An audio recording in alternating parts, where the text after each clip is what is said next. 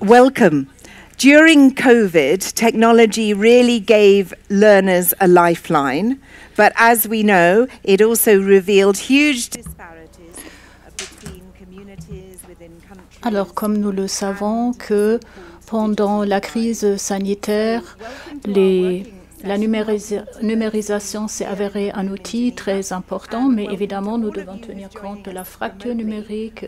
Je vous salue donc très, très chaleureusement et je remercie toutes les personnes qui assistent à nos discussions. Nous parlons de la numérisation. Je suis donc Claire Doux, je suis l'animatrice avec mon collègue, le responsable exécutif du réseau suisse, et il est également enseignant auprès de la Haute École de la Suisse du Nord-Ouest. Ladies and gentlemen, the working sessions are starting. Please go to your room. L'interprète s'excuse, il y a un haut-parleur dans la cabine. Come downstairs, outside, cross the street, and come to room Genève and Lausanne. Working group 1 and 4. She didn't get the memo. Working group 2, go to the 3rd floor. Working group 2 to the 3rd floor. There we are. Working Group 2 is in motion. It is happening. Thank you very, very much. As I was saying, Urs is the rapporteur. Donc, comme déjà souligné, Urs est donc le rapporteur et il aura donc la tâche très difficile que de résumer en quelques minutes les points forts de cette séance. Et évidemment, nous allons aussi répondre aux questions de Slido. Veuillez donc, s'il vous plaît, prendre en photo le code QR et c'est ainsi que vous pourrez participer à slido.com. Vous pourrez donc ainsi également participer. Nous nous réjouissons d'ores et déjà de pouvoir vous entendre. Urs, j'aimerais te donner la parole. Urs, il va donc tout d'abord commencer par une petite présentation. Merci beaucoup, Claire.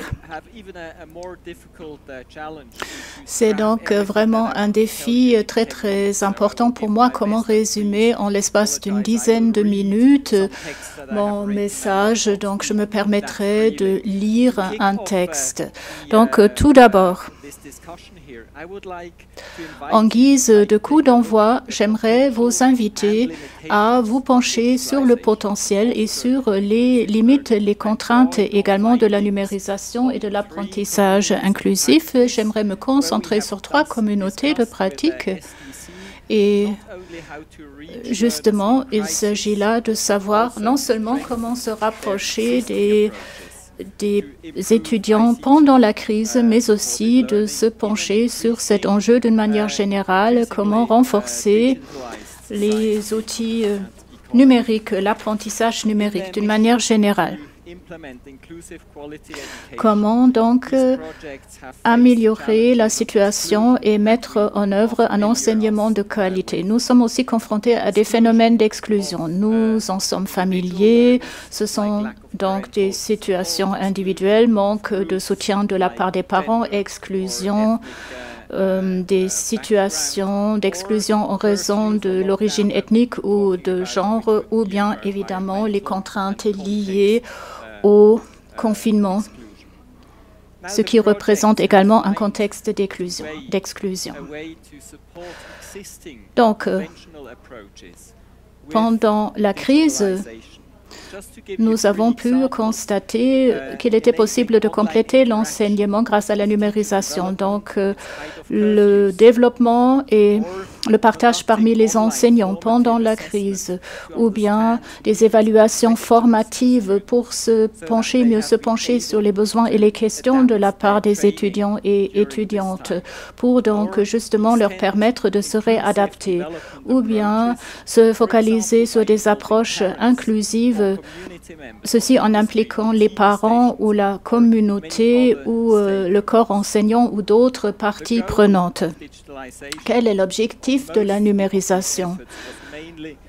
En effet, il s'agissait de favoriser, de renforcer le potentiel des approches déjà existantes, des approches qui œuvrent contre l'exclusion. En effet, comment atteindre ces objectifs grâce à la numérisation? C'est la question que nous devons nous poser. Et pour cela, nous devons analyser le potentiel, mais aussi les limites de cette numérisation. Et là, j'aimerais me pencher sur 3 domaines différents avec 2 collègues du terrain. J'aimerais donc me pencher justement sur cette question. Donc, il y a plusieurs conditions préalables à respecter en matière de technologie. Donc, il y a d'un côté certaines parties qui n'ont pas du tout accès à la numérisation, au réseau, et d'autres qui disposent d'un accès intégral. À chaque fois, il s'agissait aussi de décider de la question suivante. Quel est donc le meilleur outillage pour y avoir recours? Quel type de logiciel à utiliser dans ces différents contextes? Et c'est ainsi qu'il est possible de puiser dans le potentiel de toute une série de machines et de logiciels qui favorisent aussi la collaboration interactive, les contacts sociaux, l'apprentissage collaboratif et les relations tout court en la matière. Mais d'un autre côté, comme nous le savons, nous devons aussi faire face à des contraintes, à des limites, comme un accès inéquitable à ces réseaux, un manque de support, des coûts très élevés ou bien des connaissances assez poussées requises de la part des enseignants et des élèves. Helvetas, entre autres, a œuvré au bouton et ce sont donc des enjeux qui illustrent cette situation. 170 000 élèves ont été approchés via les canaux de la télévision et de la radio au bouton. Donc, mais ceci avec des contraintes et des limites également. Une autre approche visant à soutenir 32 000 personnes grâce à la technologie de vidéo et d'évaluation. Ça, c'était donc une autre possibilité permettant aussi de répondre aux questions des étudiants. Alors là aussi, les interactions ont été favorisées, mais ceci comporte passablement de risques également, comme par exemple le renforcement de l'exclusion de certaines personnes, de certains étudiants. Et ensuite, un autre outil encore visant à soutenir 7500 personnes dans le cadre de leur propre communauté, des personnes, des étudiants, étudiantes et identifiées parmi 500 enseignants. Mais le monitorage du projet a également fait état de ceci. Certains quartiers citadins ont été négligés. Donc, justement, des quartiers qui avaient besoin de ce soutien pour soutenir les communautés les plus défavorisées. Maintenant, j'aimerais vous présenter d'autres scénarios, comme vous les avez sur l'écran. Comment donc soutenir les personnes les plus vulnérables dans leur propre région? Ce sont donc évidemment des outils technologiques et ce qui est nécessaire, a priori, c'est donc une analyse des besoins et du potentiel de ces élèves vulnérables et de leur propre écosystème, justement, pour jeter les bases pour un accès au hardware, mais aussi au programme. Donc, la technologie doit aller de pair avec le reste. C'est toujours une combinaison qui fait la différence. La pédagogie, maintenant, voici différents domaines. J'aimerais attirer votre attention là-dessus. Là, la technologie, évidemment, peut s'avérer utile pour soutenir certaines approches. Mais comme déjà souligné, un manque d'accès, un manque de connaissances en informatique, tout cela peut s'avérer un obstacle. J'aimerais revenir à d'autres défis, comme par exemple l'apprentissage socio-émotionnel, ceci dans un contexte de crise, par exemple. C'est ce que j'aimerais vous montrer. Save the Children. Voici donc un programme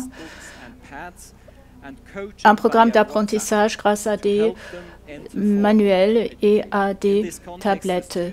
Ceci donc pour faciliter l'accès à l'éducation formelle, avec à la clé un soutien psychosocial et aussi un soutien en matière d'apprentissage socio-émotionnel. Nous pouvons donc le constater.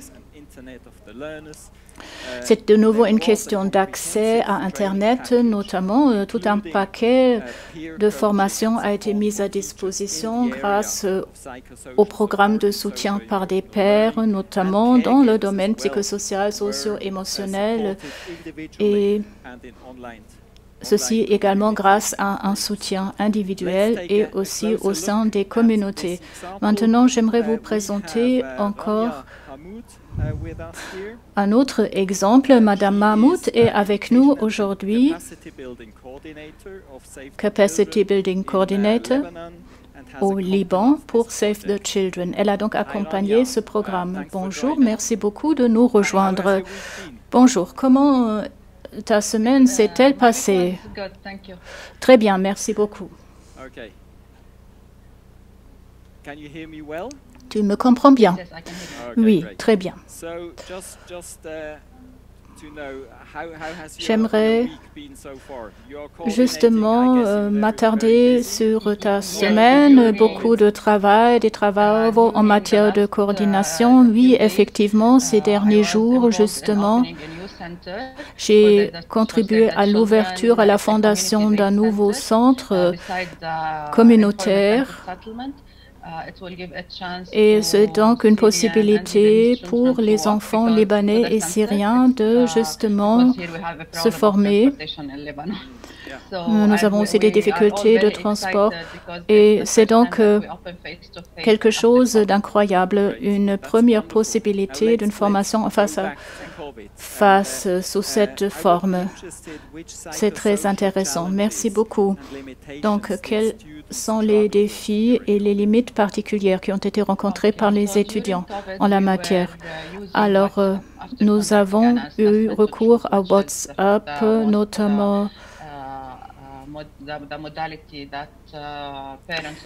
et nous avons tout simplement travaillé avec les outils dont disposaient les élèves et les parents. Premier défi, la connexion à Internet. Évidemment, au Liban, comme nous le savons, tout le monde ne dispose pas d'un accès à Internet.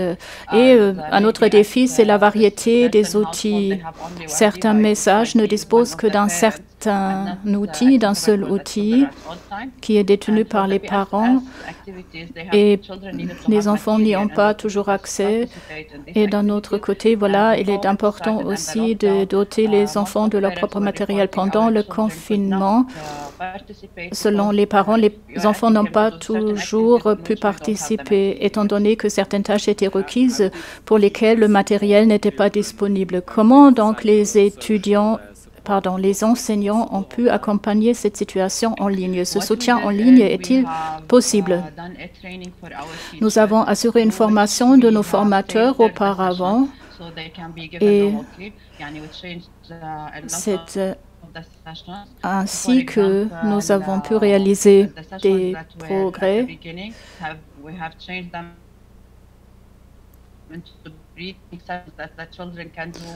Nous nous sommes donc assurés que le contact en ligne soit assuré avec les enseignants, même si un contact en face à face n'était pas toujours possible. Donc, un très grand défi pour les enseignants. Pour ce soutien en ligne, donc quels ont été les défis et comment avez-vous pu les relever? Donc tout d'abord, la formation d'apprentissage à distance. Pour certaines d'entre nous, ce fut la toute première fois que d'assurer un enseignement en ligne avec à la clé la difficulté des outils, des mégabytes disponibles. Comment se familiariser avec le matériel, c'était donc quelque chose de très difficile. Nous avons mis à la disposition des Remote Learning Kits aussi pour faciliter la participation aussi parmi les élèves. Et les enfants,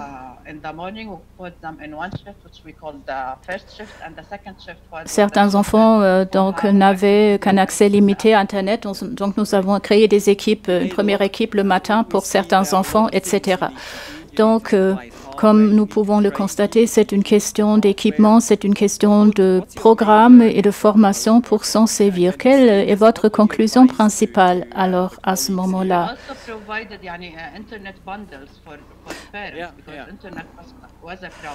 Évidemment, l'Internet en soi s'est avéré un véritable problème, mais par ailleurs, nous avons constaté ceci aussi. Comment sélectionner la meilleure modalité technique? Ceci requiert tout d'abord une évaluation. C'est la raison pour laquelle nous nous sommes servis de WhatsApp. Nous n'avions pas beaucoup de temps, donc nous avons invité les parents à travailler avec ce qui existait déjà, ce qui était déjà disponible.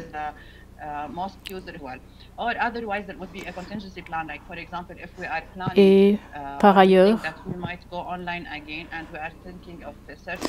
lorsqu'il s'agit de planifier notre approche,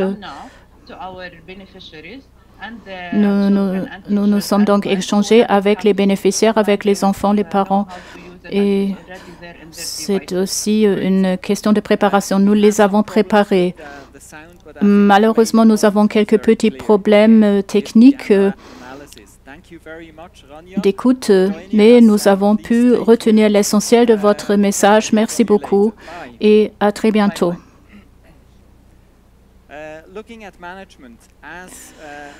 Je vous propose de nous pencher maintenant sur le management, la gestion, les processus de changement. C'est quelque chose qui est susceptible d'être favorisé par la numérisation. C'est un potentiel d'amélioration, d'innovation. Ce sont aussi de nouveaux défis, comme par exemple la production en ligne, l'analyse de données, la sécurité des données, entre autres, la législation en la matière, par exemple. Et ceci est d'autant plus nécessaire qu'il s'agit de créer de nouveaux processus, de nouvelles approches aussi, des approches inouïes. Je ne sais pas si cela fonctionne, dit l'orateur, si mon microphone fonctionne. Très bien. Donc, à chaque fois qu'il s'agit de mettre en œuvre de nouveaux processus et de nouvelles structures organisationnelles grâce à la numérisation. Et maintenant, j'aimerais vous proposer de nous pencher sur ASTA, Swiss Contact, un programme de Swiss Contact au Bangladesh. Il s'agit là d'un programme très intéressant qui illustre les aspects déjà évoqués. Il s'agit d'améliorer les services et les prestations de santé dans les régions semi-urbaines et rurales, ceci grâce à la promotion de la formation paramédicale, formation communautaire. Ma collègue était donc Communications Officer d'ASTA et elle travaille au Bangladesh avec Swiss Contact. Nachin, bonjour. Alors, ce sont donc de très bonnes nouvelles. Nous avons une bonne ligne et nous pouvons nous comprendre. Alors, fut une très longue journée, n'est-ce pas? Une journée chargée, oui, tout à fait. Un très grand travail à abattre.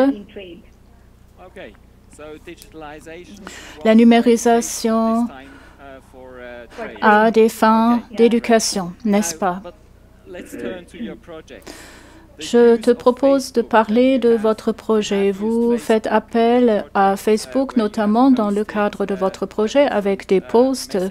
Différents messages ont été postés et ont fait l'objet de discussions, ceci avec un très bon accueil, une très large réponse. Je ne sais pas si vous avez aviez escompté une telle réaction. Vous avez donc accepté le risque de vous servir de Facebook.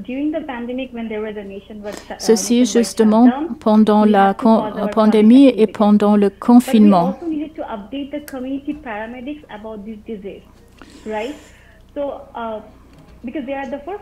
Mais évidemment, il s'agit donc justement d'assurer un travail de formation. Et cette possibilité s'est offerte à nous, donc justement de passer par Facebook. Tout a été préparé. Bon, évidemment, nous n'avions pas une très grande idée du nombre de personnes à atteindre, mais il s'agissait de transmettre le bon message à la bonne personne avec 800 likes en tout et pour tout et 3000, 4000 fois de visite d'une vidéo concernant les prestations de santé. Un très bon accueil. Quelle réaction, en effet. Oui, justement, il s'agissait d'un travail inouï, d'un travail novateur avec une très bonne réaction. Et nous ne nous y sommes pas du tout attendus, mais nous avons donc pu constater que certains outils étaient connus et maîtrisés. Nous avons proposé cette formation sur Facebook qui était assez facile à comprendre. Il fallait visionner des vidéos, entre autres.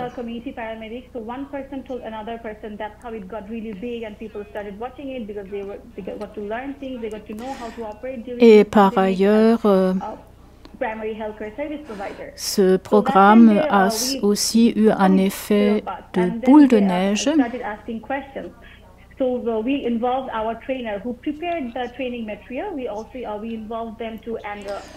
Et nous avons également pu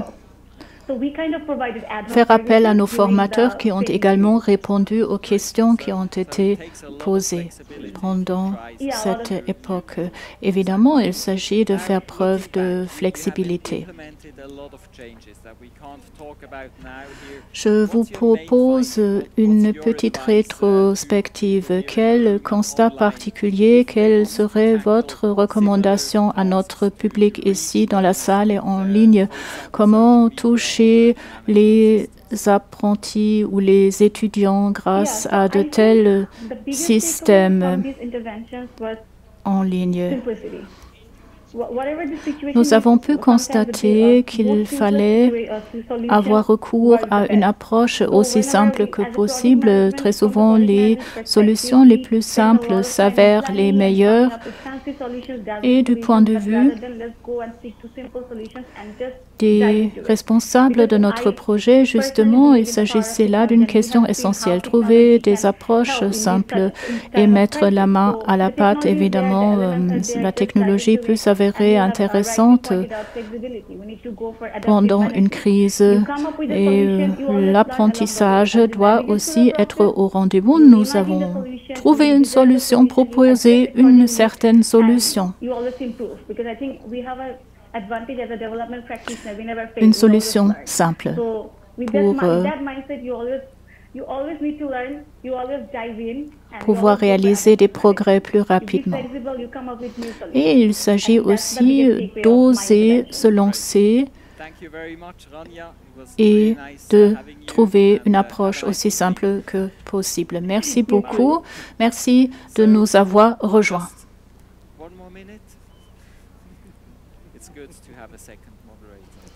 Merci beaucoup.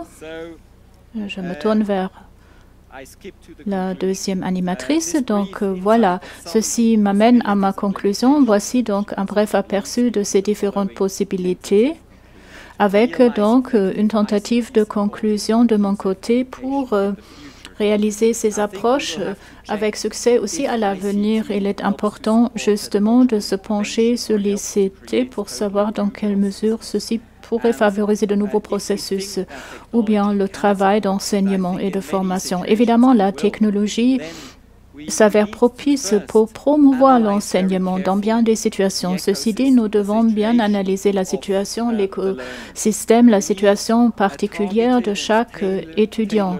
Et nous avons donc besoin d'une approche taillée sur mesure, une approche propice à favoriser le contexte, un nouveau départ dans un contexte existant.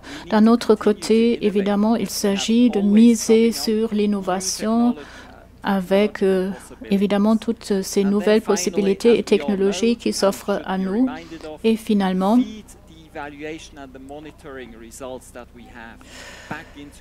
nous devons aussi nous baser sur nos conclusions, procéder à une analyse tout d'abord et procéder à un monitorage pour pouvoir progresser par la suite. Merci beaucoup. Un très grand merci à toi, Urs.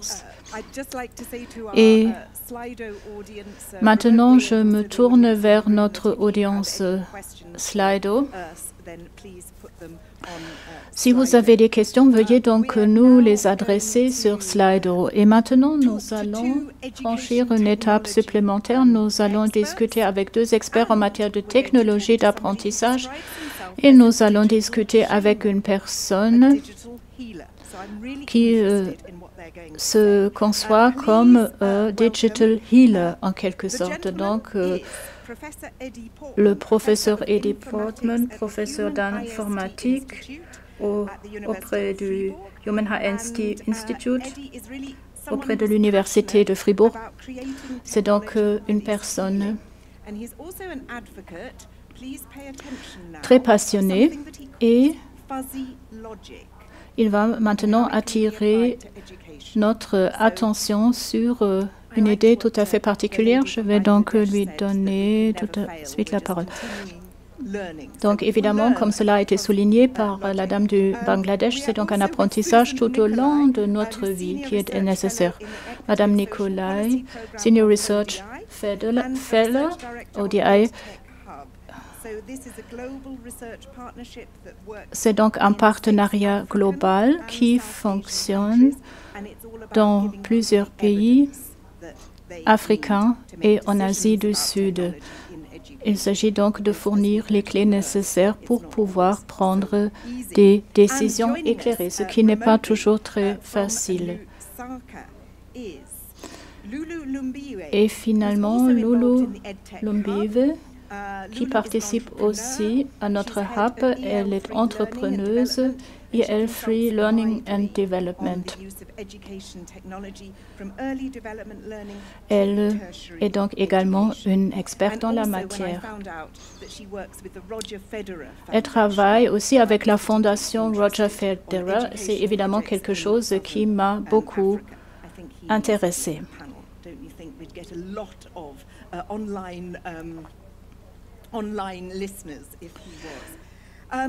C'est donc quelque chose qui va également intéresser un plus large public. Donc, je vous propose de nous pencher sur ces différents enjeux.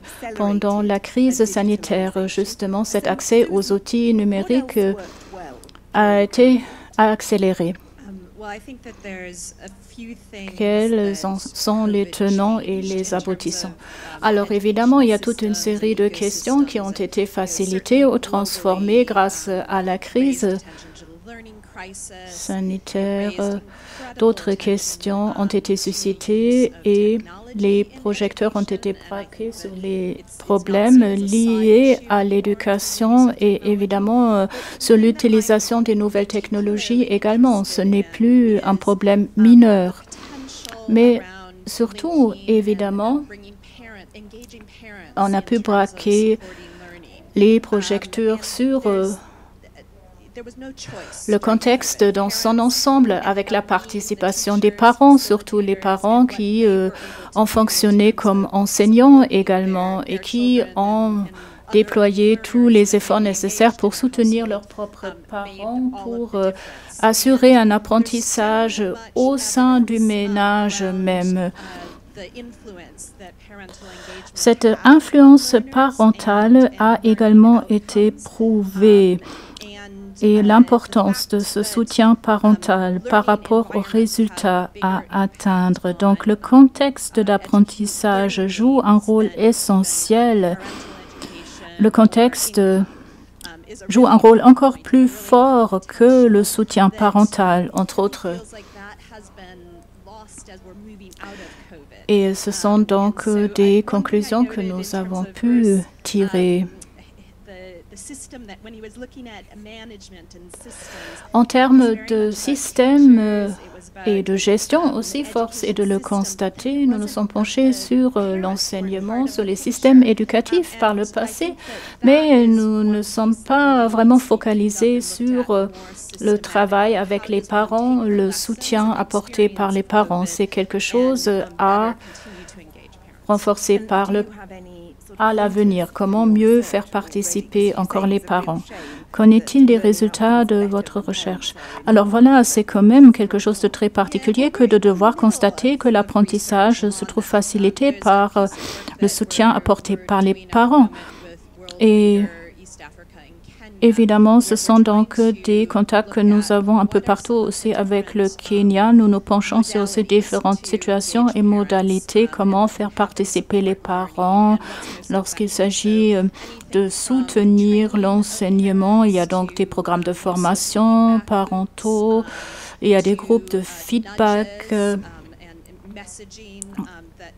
et différents formats qui sont propices pour justement mieux impliquer les parents, les faire participer à ce processus d'apprentissage.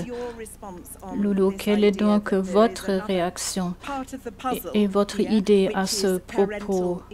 C'est donc une pièce de la mosaïque, le support, le soutien qui est apporté par les parents. Est-ce que vous partagez le point de vue de Susan en la matière? Yes, hi, joining in from Lusaka, Zambia. Yes, I agree that there was a lot of parental engagement. Oui, je vous parle de Lusaka en Zambie. Alors oui, évidemment, ce soutien parental,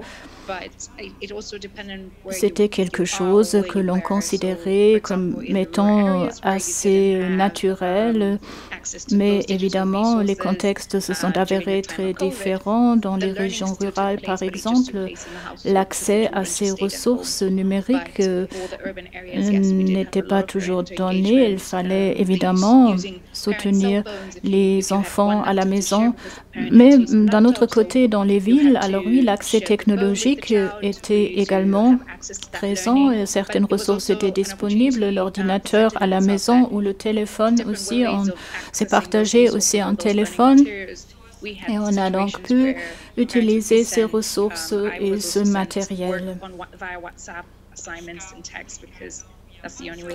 Et d'autres possibilités ont aussi été exploitées, comme par exemple se servir de WhatsApp pour partager des informations avec d'autres enfants, avec les élèves, étant donné que les systèmes se sont avérés lacunaires et disparates.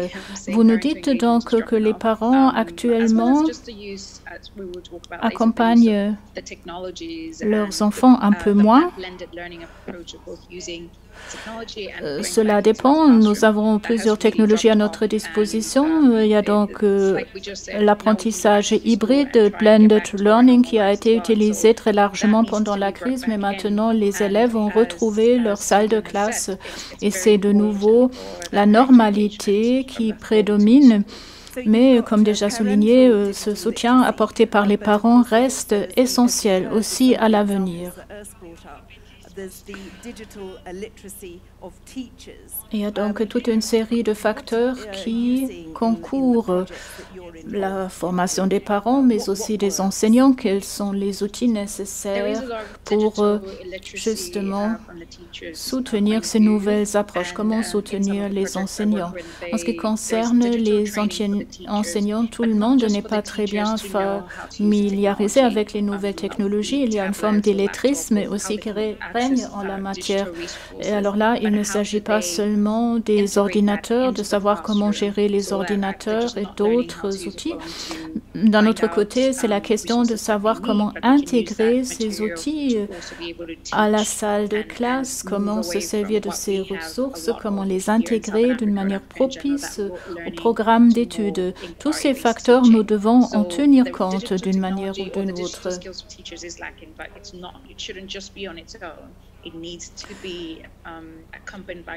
Et évidemment, il s'agit de progresser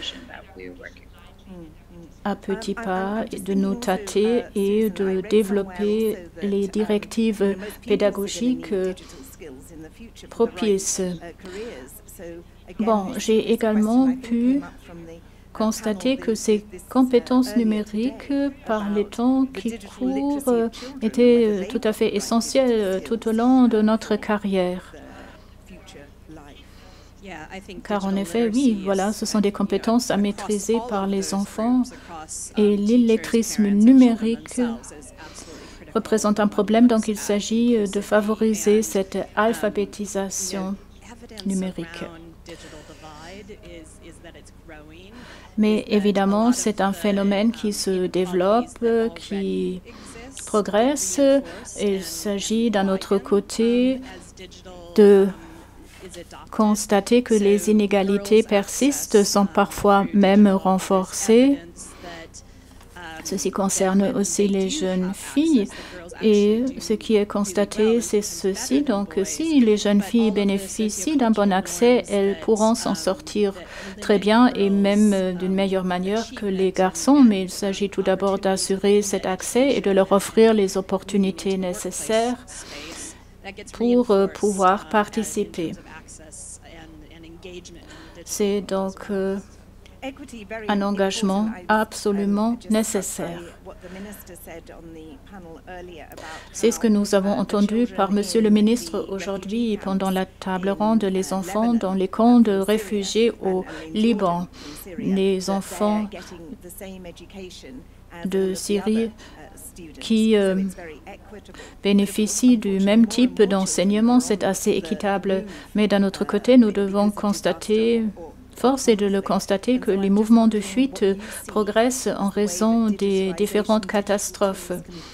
Donc, comment miser sur ces outils numériques pour favoriser l'équité? Évidemment, ce potentiel recélé par les nouvelles technologies est très important. Et bon, nous allons très certainement pouvoir continuer à nous pencher là-dessus aussi dans les discussions qui suivront. Certains exemples existent, nous pourrions les citer, comme par exemple l'apprentissage personnalisé, numérisé, se servir de tablettes, comment donc toucher les enfants dans des contrées très éloignées. Il y a aussi la question des passeports d'apprentissage et ces systèmes qui pourront accompagner ces personnes en fuite, les enfants ensuite aussi. Il y a donc toute une foule de possibilités nouvelles.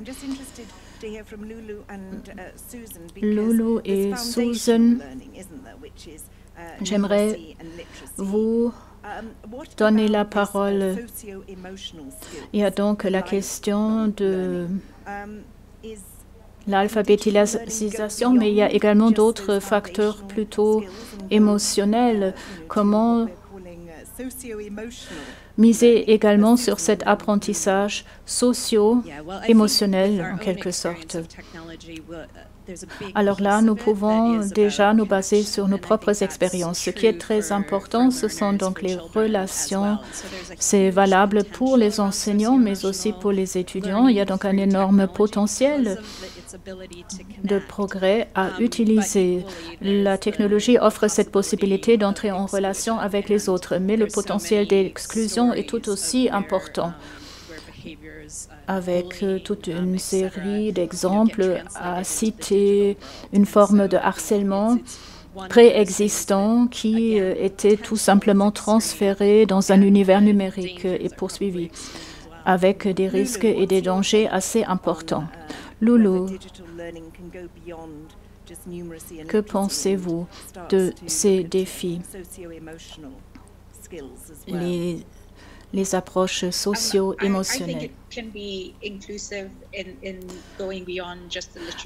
À mon avis, évidemment, nous devons aller au-delà des seules compétences techniques. L'enjeu technologique est aussi un enjeu de sécurité, notamment. Et dans les régions rurales, au Zimbabwe, par exemple, il y a donc toute une série de programmes qui offrent aux étudiantes et étudiants également des possibilités de progresser, d'entrer en relation et de se sentir connectés avec les autres. Et ce sont donc des progrès importants qui ont été réalisés.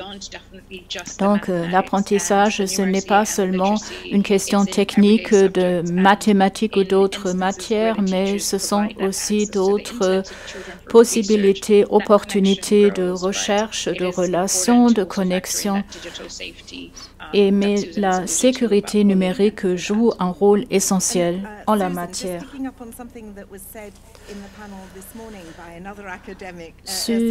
Susan, alors là, j'aimerais rebondir sur le message de Mme Arnold-Reynolds qui a également parlé des soft skills et qui justement soulignait que le marché du travail était la meilleure opportunité pour acquérir ces soft skills.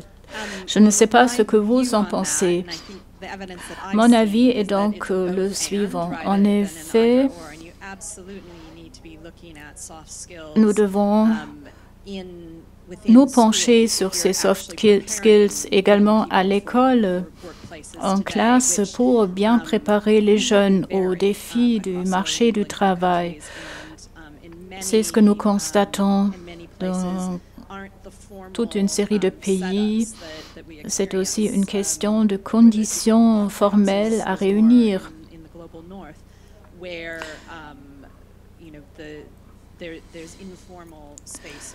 Les espaces informels permettent justement de réunir ces connaissances. Et d'un autre côté, nous commençons aussi à nous pencher sur les résultats obtenus par ces approches socio-émotionnelles dans un contexte numérique. C'est donc évidemment une question d'évaluation aussi et d'analyse. Quel potentiel offert par les technologies selon vous? Merci beaucoup. Donc évidemment, c'est aussi une question d'analyse car actuellement, justement, la technologie est utilisée sous une forme passive, en mode passif en quelque sorte. C'est ce que nous avons entendu, les jeunes qui se servent de Facebook et d'autres formats. Mais la technologie ne joue pas un rôle majeur. Donc actuellement, nous avons d'autres possibilités, de nouvelles possibilités de combiner plusieurs approches et d'entrer en interaction avec les étudiants pour mieux exploiter ce potentiel. Mais évidemment, ce sont les étudiants qui devraient être placés au centre de l'intérêt et non pas la technologie. Et les sociétés technologiques traditionnelles s'intéressent aux données en premier lieu et là, nous pourrons peut-être aussi réaliser des progrès car cette technologie dont nous nous servons, elle se base sur certaines technologies et en effet, il s'agit là aussi de s'engager dans une nouvelle voie. Fuzzy Logic est une bonne approche. Je ne sais pas si vous en avez entendu parler. En effet, Lotfisar a donc développé cette approche plus inclusive, la logique binaire. Ça, c'est une autre approche. Quelque chose est vrai ou ne pas vrai, mais il n'y a rien entre les deux. Alors que, justement, il y a d'autres possibilités d'appréhender notre situation. Donc, cette approche inclusive ou exclusive, ou bien tu es avec nous ou tu es contre nous. Bon, pourquoi récolter des shitstorms justement dans les médias sociaux? C'est cela toute la question. Donc, Fuzzy Logic va nous aider à mieux naviguer entre le 0 et le 1. Une personne est grande, mais qu'est-ce que cela signifie? C'est cela toute la question. Une personne qui est intelligente, oui ou non, 0 ou 1, ou bien comment est-elle intelligente ou de quelle manière? Il y aurait donc toute une série de questions à poser. Fuzzy Logic s'engage dans cette direction pour trouver quelque chose entre les deux, quelque chose d'intermédiaire entre le 0 et le 1 pour combler ces lacunes, pour réaliser des transitions et jeter des ponts. C'est donc une approche plutôt inclusive. Voilà, c'est de la théorie évidemment, mais c'est une approche qui peut justement nous permettre de progresser. Un exemple, nous voyageons avec notre véhicule au centre-ville et nous savons quelle devrait être la distance qui nous sépare des autres véhicules. Google Car, par exemple, peut mesurer cette distance. On peut se dire, OK, j'observe une certaine distance pour pouvoir freiner le moment venu. Et cette perception-là, elle devrait être mieux impliquée aussi dans le cadre des nouvelles technologies. Je vous pose la question suivante. Il fait chaud dans cette salle, n'est-ce pas? Et vous allez me dire, oui, voilà, il fait assez chaud, mais vous ne connaissez pas la température exacte, n'est-ce pas? Alors, évidemment, sur le plan technologique, ce serait possible. Je regarde Loulou et sa gestuelle, elle nous écoute et Susan également, donc je me tourne vers vous. Avez-vous des questions par rapport à ces explications? Donc cette nouvelle approche, cette nouvelle technique logique basée sur les perceptions, quelle pourrait être son atout? Ou bien avez-vous des commentaires? Un commentaire de mon côté. Je suis en train de réfléchir. Est-ce donc une approche d'apprentissage assistée par les machines ou est-ce que cela participe au processus d'apprentissage des machines? La perception à intégrer, mais ceci impliquerait davantage de données aussi à récolter. Toute une série de questions seraient liées à cette approche. Oui, absolument. À mon avis, nous aurons besoin de moins de données. C'est une des questions qui s'est déjà posée. Mais qu'en est-il de la protection des données, de la privauté des données, puisque actuellement, justement, sur Facebook et sur les autres canaux, là, nous apportons toute une série de données. Qui va les utiliser? L'école, qui en est le propriétaire? L'école, les élèves ou bien les enseignants? Déjà, aujourd'hui, nous nous servons de ces données pour apprendre.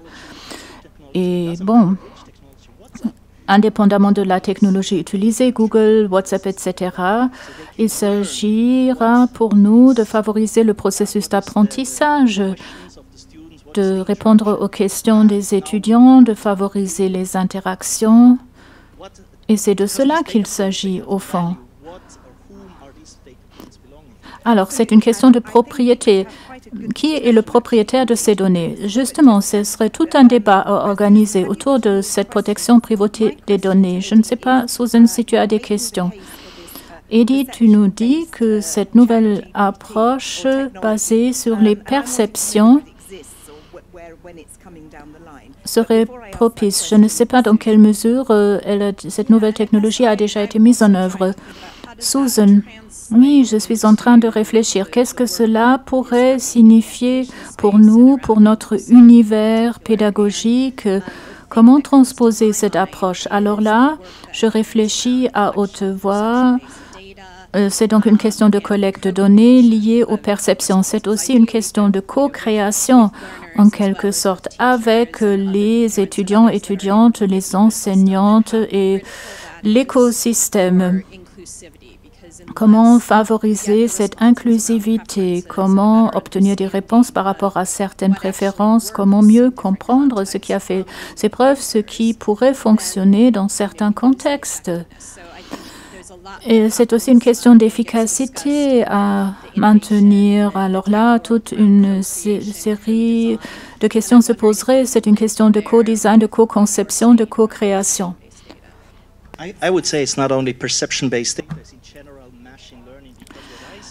À mon avis, nous devons nous situer dans un contexte beaucoup plus général.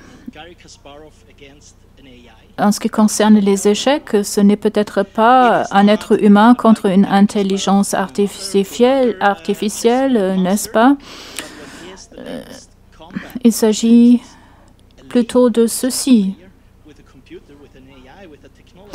Comment se liguer avec une technologie pour ensuite entrer en compétition avec d'autres acteurs? C'est donc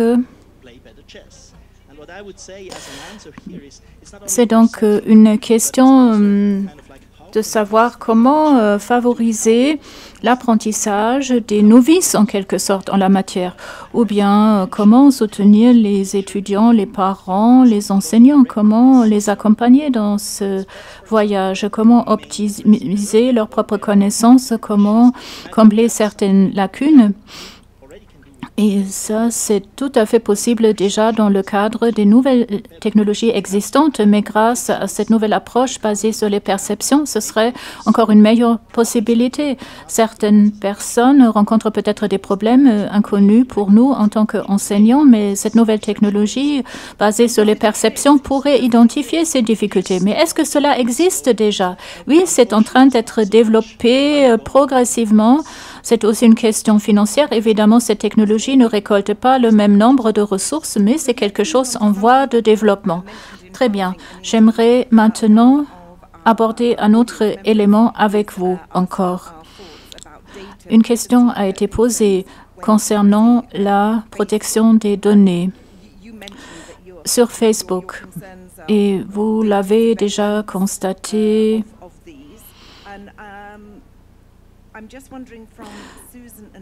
Je me tourne vers Susan et Lulu aussi. Qu'en pensez-vous? Ces questions de privauté des données sont-elles vraiment appréhendées et comprises par les formateurs, les enseignants? Y a-t-il des travaux de recherche en cours?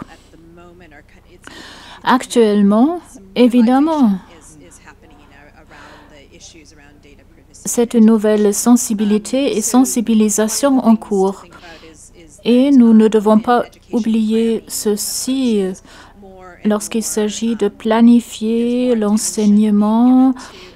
Cette question attire une attention accrue par rapport au passé. Comment assurer cette protection? Donc, comment gérer ces données, protéger ces données? Certains progrès ont été réalisés, mais beaucoup reste encore à faire, à réaliser. Loulou, vous nous faites signe que oui, alors je ne sais pas si c'est une question qui est également abordée dans votre propre entourage. Alors, oui, évidemment, c'est une question essentielle. Je me réfère à certains projets que nous avons mis en œuvre. Évidemment, des données sont récoltées dès le départ. Toute une quantité de données. Comment, donc, assurer la protection de données. Et c'est la grande question. Qui est le propriétaire des données? Les enseignants ne sont pas toujours au courant. Les enseignants reçoivent certaines données qui sont ensuite montrées aux parents ou partagées avec le gouvernement, entre autres. Donc, évidemment, nous devons réaliser des progrès notables en la matière. n'est-ce pas, Eddie? Évidemment, c'est une question très passionnée aussi pour vous. C'est un sujet délicat et nous devons nous en occuper. Urs l'a également souligné. Mais il m'a dit, il s'agit encore d'un autre enjeu, d'une question supplémentaire, nouvelle. Comment gérer cette question dans les pays moins fortunés? Nous n'avons peut-être pas suffisamment de ressources, mais j'aimerais me baser sur l'approche dans les écoles suisses.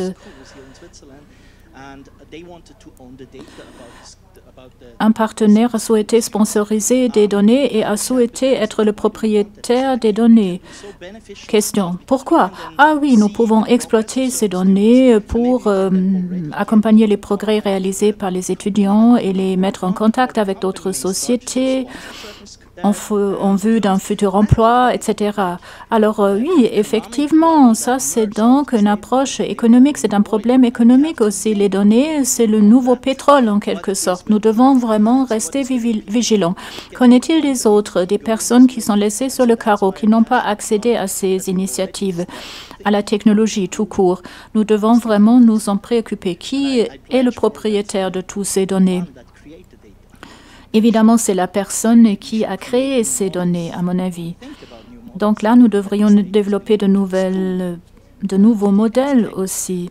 Les données récoltées devraient rester la propriété des écoles ou des parents, des étudiants.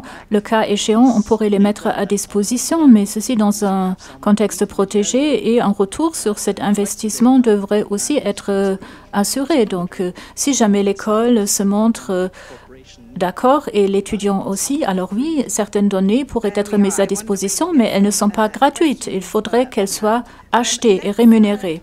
Toute une série de questions à ce propos. Peut-être encore une dernière question qui est liée aussi à la fracture numérique, entre autres. Donc, une question a été posée à ce propos. Les connexions 4G, toute la question de la connexion, ça c'est aussi une question liée à la fracture numérique. Loulou, je te transmets cette question. Alors oui, évidemment, c'est un très grand défi. Moi-même, j'ai dû me tourner vers plusieurs fournisseurs avant cette conférence pour m'assurer que ma connexion soit stable. Donc, c'est une question d'accès aux différents outils. C'est une question de matériel, d'ordinateur, de téléphone notamment. Pendant la crise, nous avons pu le constater aussi et nous avons pu nous rendre compte de ce fossé entre certaines personnes disposant d'un accès et tous les autres. C'est une fracture évidente et il s'agit d'offrir ces possibilités un peu partout. En Zambie, certains étudiants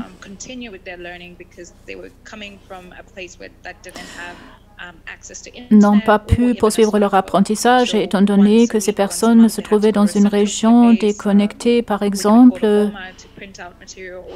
et évidemment d'autres possibilités étaient parfois exploitées, c'est-à-dire travailler dans un Internet café, etc.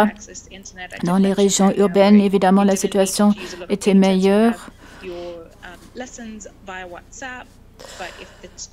On peut aussi réviser par le biais de WhatsApp, mais bon, il y a d'autres systèmes tels que Zoom qui représentaient une certaine dépense.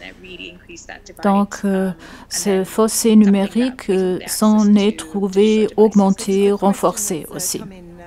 Ça, c'est une autre question qui est posée. Comment connecter les régions dénuées d'électricité? Donc, justement, comment gérer ce problème particulièrement délicat? Ça, c'est donc le grand problème, évidemment.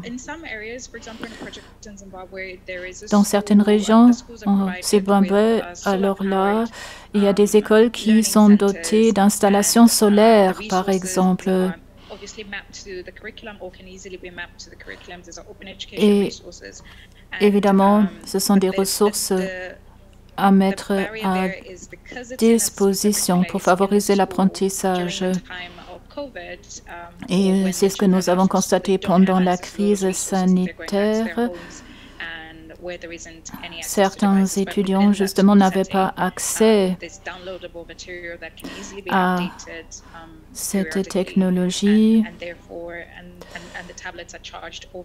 Mais il y a donc la possibilité de télécharger du matériel régulièrement et de recharger les ordinateurs pendant la nuit, par exemple, pendant certains moments. Une autre question a été posée par Rodrigo. Je ne sais pas si vous avez une réponse. Comment nous assurer d'une conférence, d'un service de conférence vidéo de qualité, que ce service soit mis à disposition gratuitement? La connexion de Loulou est très bonne. Elle est meilleure même que la connexion entre la Suisse et la France voisine parfois. Je ne sais pas si vous avez une réponse. Alors là, j'aimerais formuler un commentaire par rapport à une autre question concernant l'approvisionnement en énergie.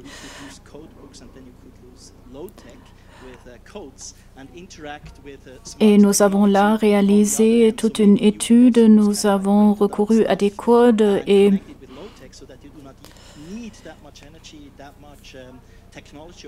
ensuite nous avons donc pu réduire aussi la consommation d'énergie et les élèves étaient donc invités à envoyer le code à un certain numéro. C'est ainsi qu'on pouvait aussi contrôler leurs travaux. En ce qui concerne la question de 4G, d'une meilleure connexion. Alors oui, évidemment, il y a une certaine tendance dans ce sens-là et cette connexion 4G, elle va se répandre, mais c'est quelque chose de très onéreux. Je ne sais pas, c'est aussi une question de licence.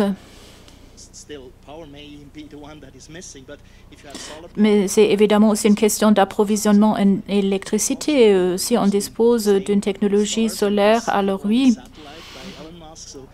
Bon, on voit tous les satellites qui tournent autour de notre planète. On pourrait peut-être aussi s'en servir. Alors oui, évidemment, ça c'est une question d'investissement et de connectivité aussi. Donc, investir en la connectivité ou réaliser un investissement dans le domaine de la formation, de l'éducation, c'est cela la grande question. C'est donc la question de l'équipement des bâtiments scolaires d'un côté et de l'autre côté. Il y a toutes ces différentes approches, comment se servir de ces technologies. Pendant la crise sanitaire, nous avons essayé d'analyser la situation pour savoir quelles étaient les meilleures approches, low-tech et high-tech. Il y a donc toute une série d'options auxquelles l'on pourrait se référer. Et évidemment, dans le contexte universel actuel, oui, nous pouvons nous engager dans ce sens. Et nous réalisons aussi des progrès en matière de connectivité. Des progrès qui ont été réalisés aussi en Afrique orientale. Aussi en ce qui concerne les institutions publiques. Donc il s'agit d'une question à analyser d'une manière holistique et nous devons aussi à chaque fois profiter de chaque opportunité qui s'offre à nous et bénéficier des progrès réalisés. Bon, j'aimerais vous adresser quelques questions en matière d'investissement. Et ensuite, nous allons répondre à quelques questions de la part de notre public. Et demain, nous aurons un échange très intense à ce propos. Susan, quels sont les aspects à prendre en considération en matière de numérisation? Quels sont les enjeux, les outils, la connectivité, les équipements, la nouvelle technologie, la technologie basée sur les perceptions, l'alphabétisation? Quels sont donc ces enjeux? Nous devons nous concentrer sur les étudiantes et étudiants. Nous devons savoir comment la technologie est susceptible de les soutenir. Comment soutenir, accompagner les êtres humains. Sinon, nous allons être induits en erreur. Pour moi, c'est cela l'enjeu essentiel. Et par ailleurs, nous devons aussi progresser et favoriser les approches expérimentales, innovatrices, l'innovation, nous baser aussi sur les progrès réalisés, les évidences rassemblées, les preuves et évidemment tenir compte des différents contexte, mais c'est aussi au gouvernement de décider, évidemment, de savoir comment investir au mieux pour favoriser ces processus. Ça, c'est donc une question, justement, de preuves. Il s'agit de dénicher les meilleures approches pour réaliser les meilleurs progrès. Loulou, c'est donc la même question liée aux investissements. Comment investir à bon escient?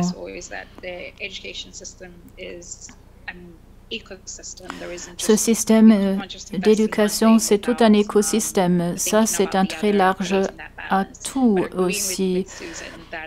Je suis d'accord avec Susan, évidemment, c'est l'élève, l'étudiant à placer au centre de l'intérêt.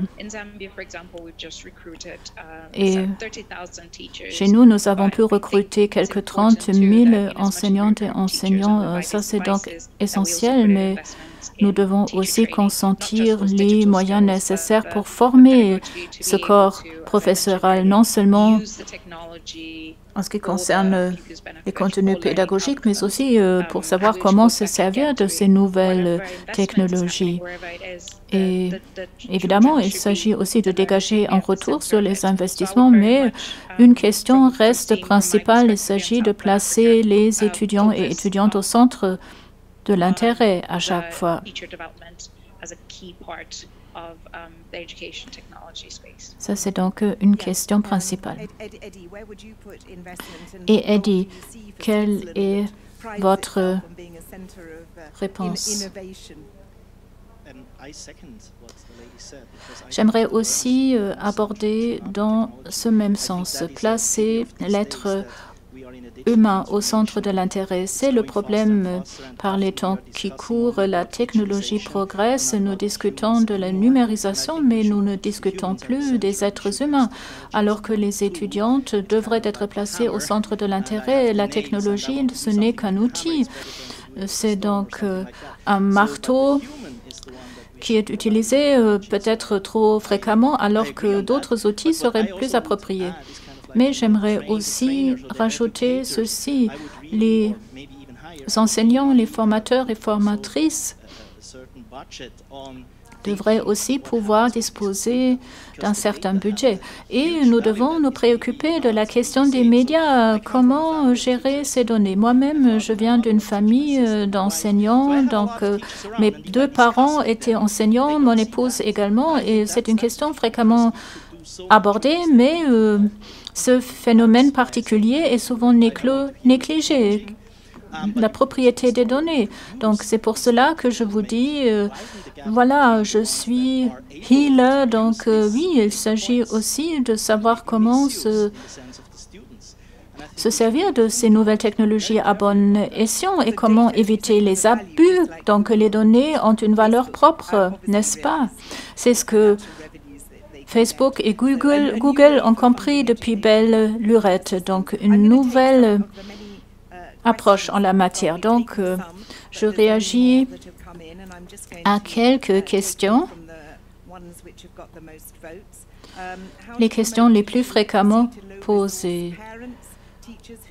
Comment donc soutenir les enseignants, justement, dont leur première tâche consiste justement à enseigner? Ça, c'est la première partie de la question, Loulou. Donc, les parents doivent aussi vaquer à leur activité professionnelle, comment les soulager. Et comment transposer ces connaissances dans un contexte culturel. Alors, concernant la première partie, il y a donc toute une série d'activités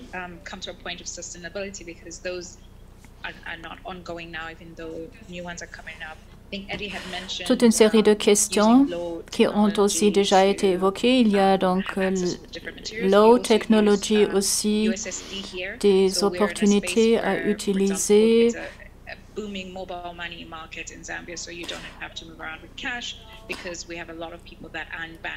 Et il y a donc beaucoup de personnes chez nous qui n'ont pas de compte en banque, par exemple, mais qui ont un téléphone mobile et qui s'en servent aussi pour régler les factures, mais il y en a d'autres qui n'ont pas de téléphone. Donc il y a donc d'autres possibilités aussi. Et les parents ont aussi la possibilité d'envoyer des histoires qui ensuite sont reprises par les enseignants et qui sont utilisées pour l'apprentissage à la maison, notamment. Un projet que nous avons poursuivi.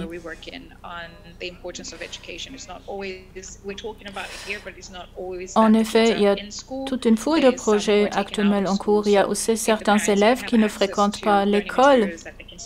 Alors à ce moment-là, donc ils restent à la maison. Alors à ce moment-là, les parents devraient aussi avoir accès à un certain matériel, mais c'est aussi là à nouveau une question de protection aussi. Il y a donc la vidéo, les SMS, Internet. Toutes ces différentes possibilités sont utilisées. WhatsApp aussi est très largement répandu, les plateformes des médias sociaux. Pendant la crise sanitaire, nous avons soutenu toute une série de projets de recherche. Un projet intéressant de la part de IPA a commencé au Ghana et là,